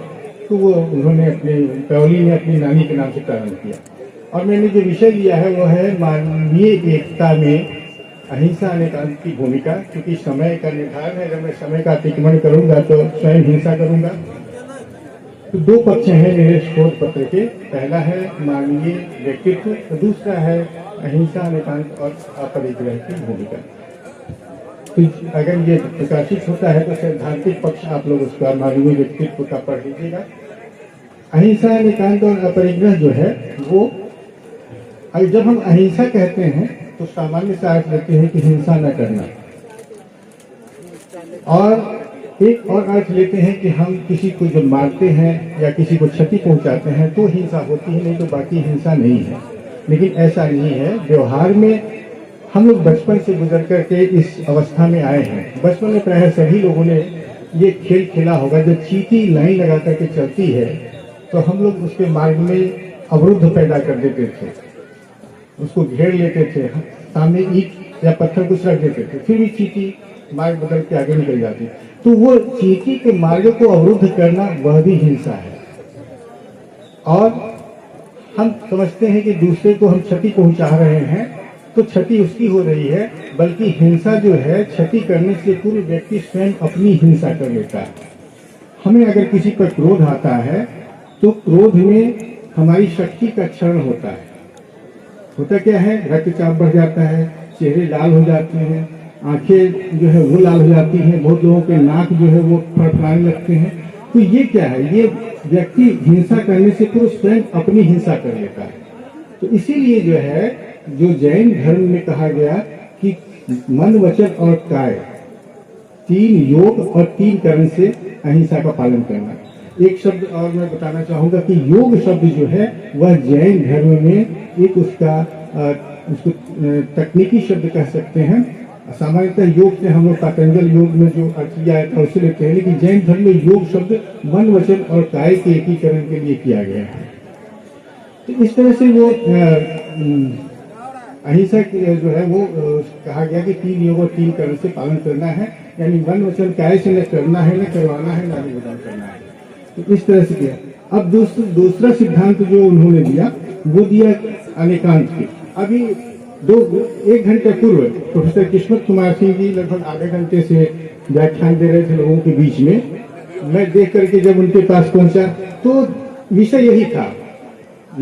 मैं जो शब्द सुना इनके मुंह से वो किस्मत कुमार जी यही कह रहे थे कि ये आज जो विवाद है वो क्यों है, वो ये है कि मैं ही हूँ, मेरा मजहब ही है और मैं जो कह रहा हूँ वही सत्य है।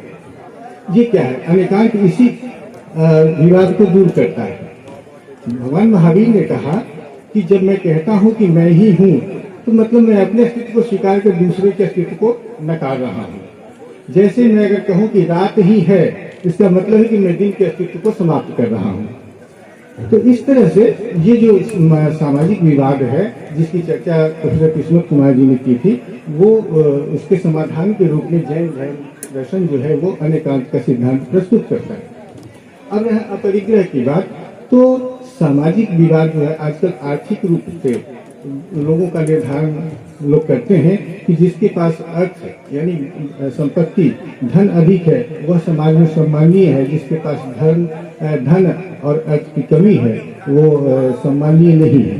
तो ये मानव व्यक्तित्व में जो विवाद पैदा हो रहा है, जो ऊंच नीच की खाई आ रही है, तो भगवान ने कहा कि परिग्रह नहीं करना है। तो इसके लिए जैन धर्म में मूर्छा शब्द का प्रयोग किया गया है, यानी कि आसक्ति।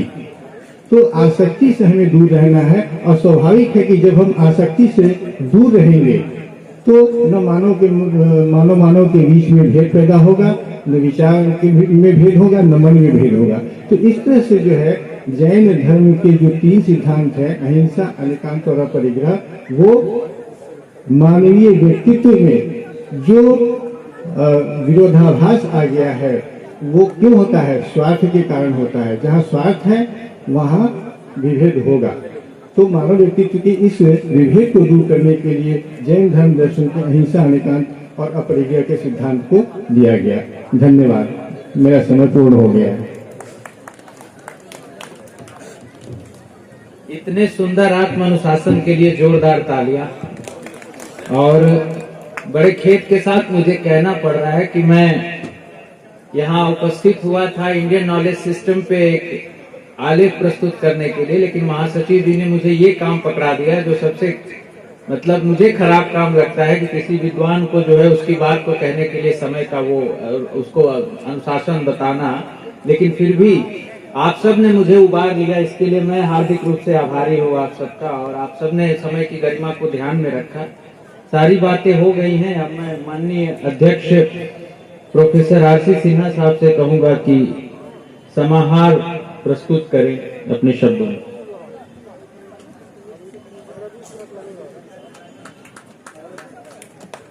जोरदार ताली।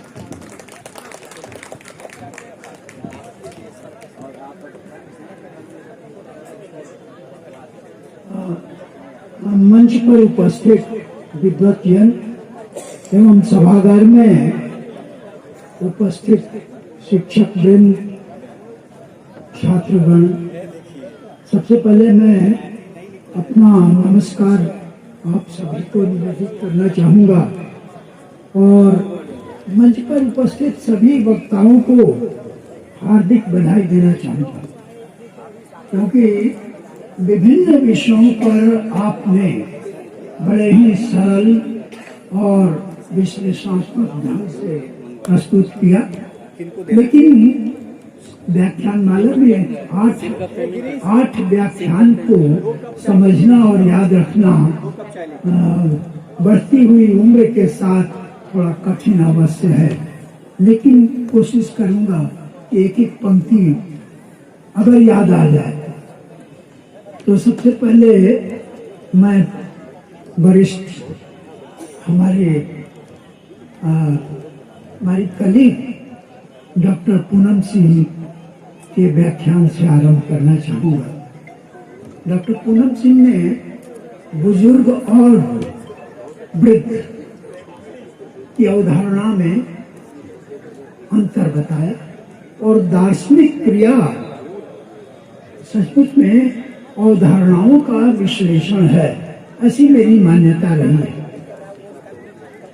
तो आपके दार्शनिक विचारों के लिए, क्योंकि बुजुर्ग की अवधारणा तो आम आदमी बुजुर्ग को और वृद्ध को एक साथ ही समझता है, लेकिन आज की सभा में, आज की संगोष्ठी में आपने अंतर बताया समय की सीमा के अंतर्गत, तो मैं आपको बधाई देना चाहूँगा। और हमारे बनारस से आए हुए मित्र प्रोफेसर डीएन तिवारी के बारे में कुछ कहना मेरे लिए एक कठिन कार्य, लेकिन डीएन तिवारी जी ने बहुत ही अच्छे शब्दों में दार्शनिकता की बात की कि दार्शनिक क्रिया शब्दों के माध्यम से ही संभव है। दार्शनिक अवधारणाएं शब्द के परिधान में भी अभिव्यक्त होते हैं। और चूंकि समय का अभाव था और मेरे पास तो अत्यंत ही अभाव है, क्योंकि जब भी ऐसा लगा कि मैं बोलने पहुंचता हूँ कि या तो अध्यक्षता, तो अध्यक्षता करने का मतलब है कि आप कम से कम बोलें। और मेरी फितरत भी है कि मैं मौन ज्यादा स्वीकार करता हूँ, लेकिन अब डीएन तिवारी जैसा विद्वान मंच पर बैठा हो और मैं बिना कुछ बोले फिर बैठ जाऊं या चला जाऊं, तो ये मेरे लिए उपयुक्त नहीं होगा। तो किस तरह से उन्होंने कहा कि शब्दों के माध्यम से भाषा के परिधान में ही दार्शनिक अवधारणाएं उपस्थित होती है। और 21वीं शताब्दी के लिए ये भाषा दर्शन, दार्शनिक दर्शन शास्त्र मात्र मेटाफिजिक्स नहीं है, दर्शन शास्त्र मात्र धर्म शास्त्र नहीं है, बल्कि दार्शनिक क्रिया भाषा का विश्लेषण है, क्योंकि सारे प्रत्यय अवधारणाएं भाषा के माध्यम से आती है। और क्लैरिफिकेशन के लिए, क्लैरिटी के लिए भाषा का विश्लेषण आवश्यक है। प्रोफेसर डीएन तिवारी को बहुत बहुत धन्यवाद। पूर्णेंदु शेखर जी ने एक विमर्श का एक नया आयाम प्रस्तुत किया।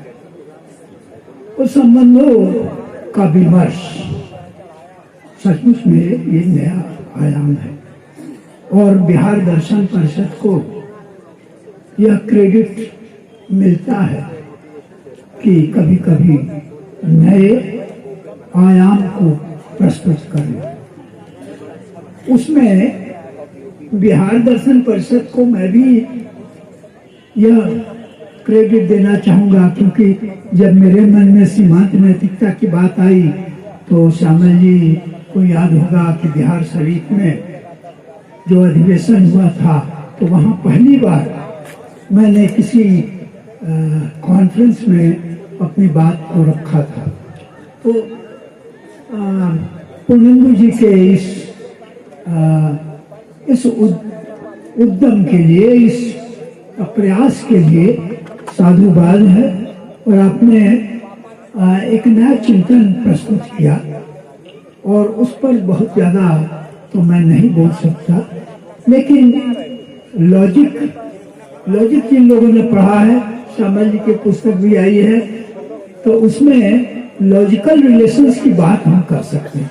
किस तरह से ए आई ए ई वो बहुत पहले मैंने पढ़ाया था, लेकिन जब आपकी पुस्तक आई है तो उसमें लॉजिकल रिलेशंस हैं और किस तरह से ट्रुथ वैल्यू लॉजिकल रिलेशंस में बताया जाता है।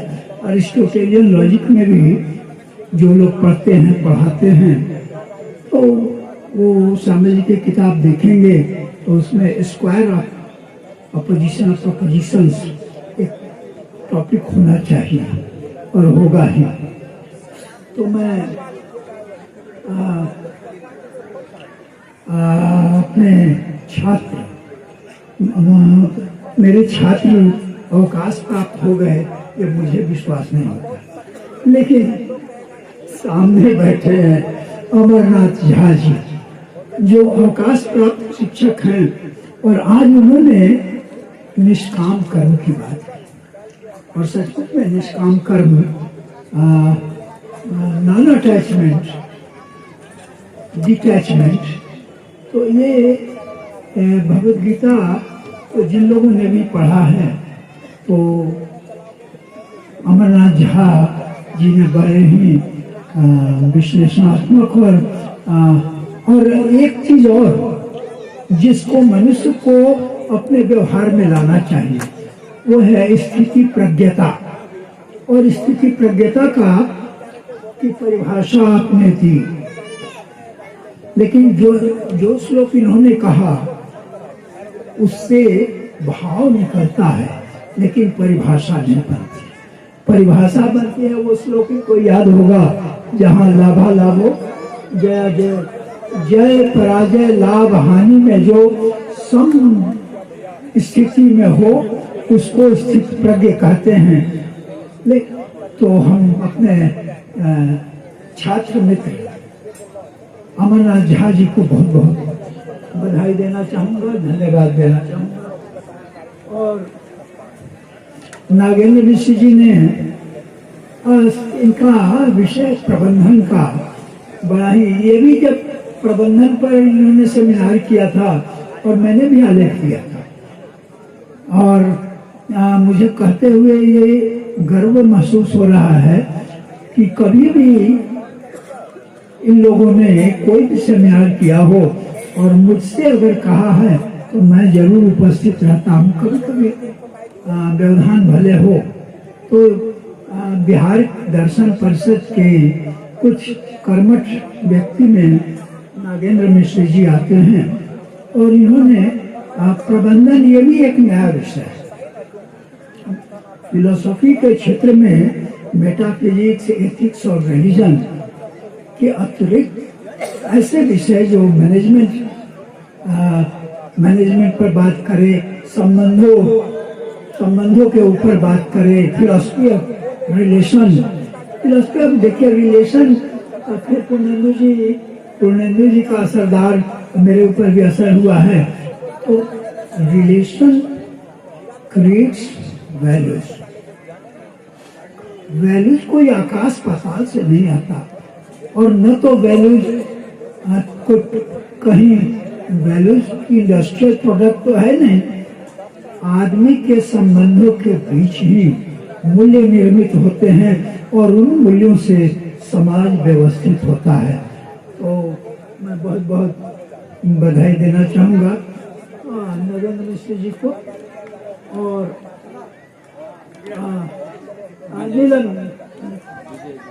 विजय अभी विजय जी को, विजय जी के पिताजी मेरे बहुत ही घनिष्ठ मित्र थे, क्योंकि देखिए व्यक्तिगत संबंधों को भी बनाए रखना ये भी एक दार्शनिकों का एक दायित्व बनता है।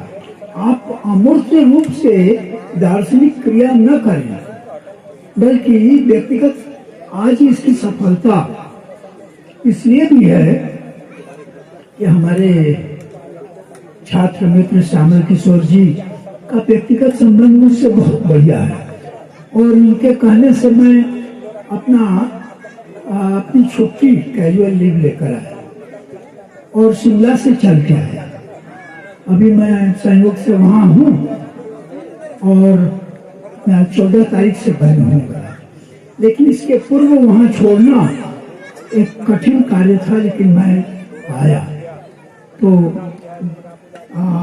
अमूर्तता में दार्शनिक क्रिया नहीं हो सकती है, बल्कि मूर्त रूप से ही एक क्रिया होगी। और निर्मा जी ने प्रकृति और संस्कृति की बात की, तो प्रकृति और संस्कृति की अवधारणा में मेरी अभिरुचि है, लेकिन ढलती शाम और उगते हुए लोग, उनमें इस स्थिति में संस्कृति की बात करें बहुत ज्यादा तो अच्छा नहीं होगा, अत्याचार नहीं होगा। और हाँ, तो विजय जी के बारे में कहते हैं। विजय जी के पिताजी मेरे घनिष्ठ मित्र में थे, और जिंदगी के अंतिम क्षण में जब वो बिस्तर पर थे तो मैं गया। ये रहते थे वहाँ जैन आश्रम बनारस में, तो उनकी याद आने से एक वो पुराना चित्र आ जाता है और एक भावुकता का दौर भी आता है। तो डॉक्टर वशिष्ठ नारायण वो बड़े अच्छे आदमी थे, बहुत ही अच्छे व्यक्ति, और उनके पुत्र उनके गुणों को आत्मसात उन्होंने किया है और एक अच्छे विद्वान के रूप में भी साबित हुए हैं। और इन्होंने भी निष्काम कर्म की बात की, अहिंसा की बात की। और अहिंसा के दो पक्ष होते हैं।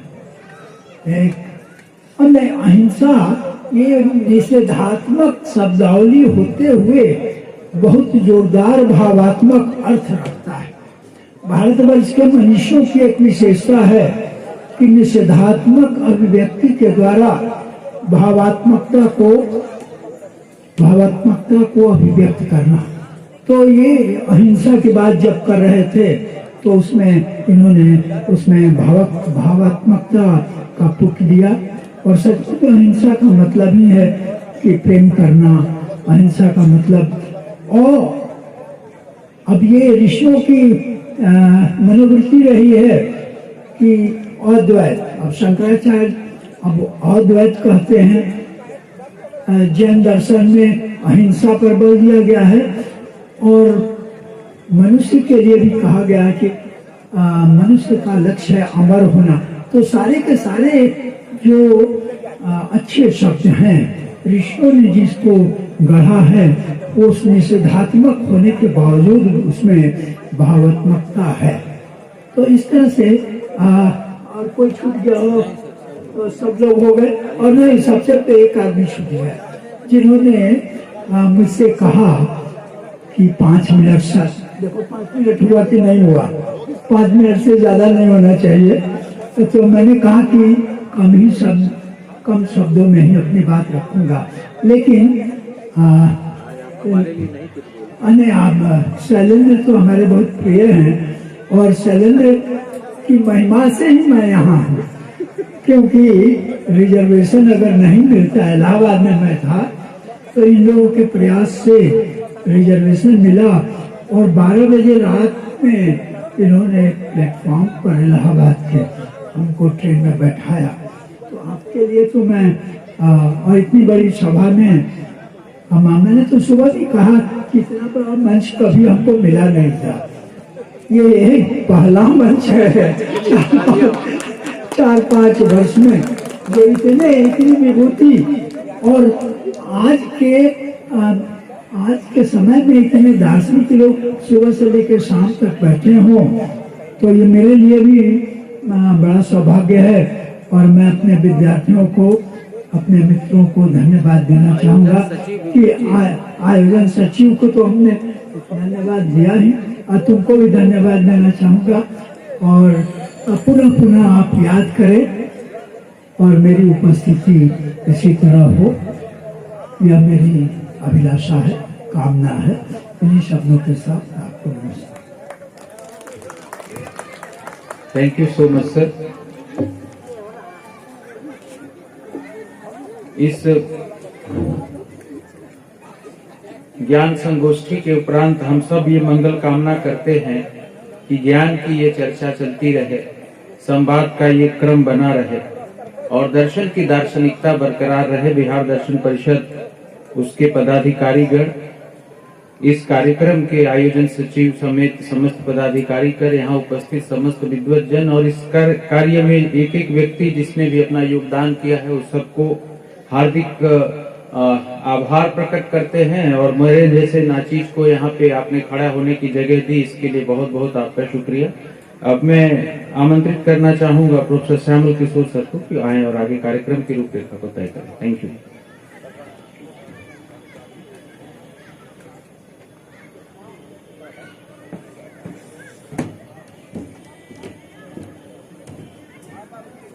धन्यवाद शैलेंद्र जी, आपने बहुत ही समय सीमा के अंतर्गत इस व्याख्यानमाला को समाप्त किए। अब दो कार्यक्रम आज का रह गया है। एक तो कार्यकारिणी की बैठक है जो कि हम लोग महिला विंग जो बना हुआ है सामने में जहाँ भोजन किए थे वहाँ होना है कार्यकारिणी की बैठक, और वहीं शायद ऊपर में सांस्कृतिक कार्यक्रम होना है। तो हम लोग कार्यकारिणी की बैठक के लिए वहाँ चलेंगे। कार्यकारिणी की बैठक के बाद सांस्कृतिक कार्यक्रम भाग लेंगे। धन्यवाद।